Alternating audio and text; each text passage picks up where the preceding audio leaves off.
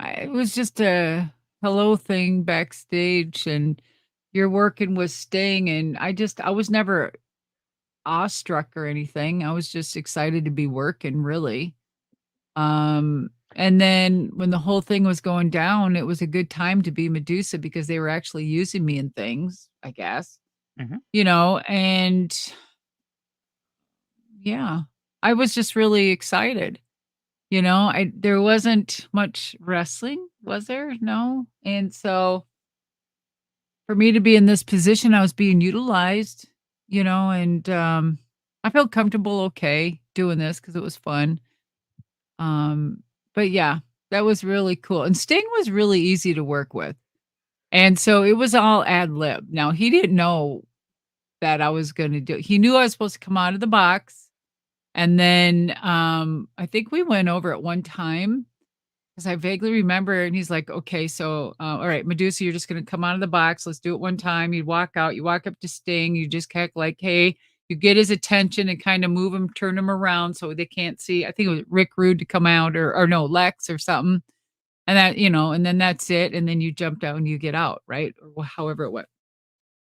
So, my whole thing, and this is the first time I'm actually telling this story because it's not even really in my book, is that, I'll emphasize on it on the second book, though, and so, I remember them saying, Madusa, so I wanted to play up the whole, you know, Madusa thing, and I had the gold snakes and all of the like a little harem girl or something way back in the day, and,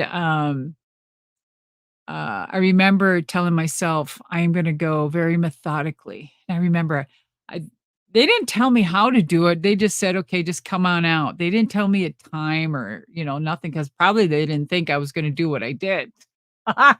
And since I was it a pay-per-view? Was it live? It was live, I think.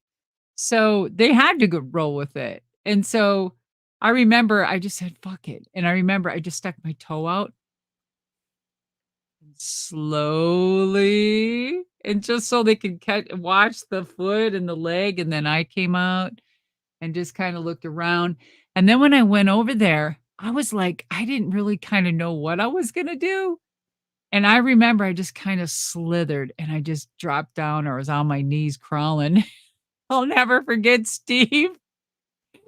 And kinda like it's like when you're wrestling and the other guy isn't getting it, you basically just yell to him, like, what you need them to do. "Move your hand," "I'm gonna kick you in the head," just warning them or something so they clue up. And so as I'm crawling up there, and I remember I started walking up and I'm like, "Whoa, I gotta miss that middle section there. Come up over here."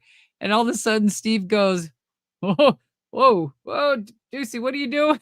What are you doing?" That was a legit, like, "What the fuck are you doing?" It was so good, and then I just kinda didn't say anything and just walked right up and round. He's like, "Whoa," and if you listen and watch that, you can see and hear his nervous because that was not planned at all.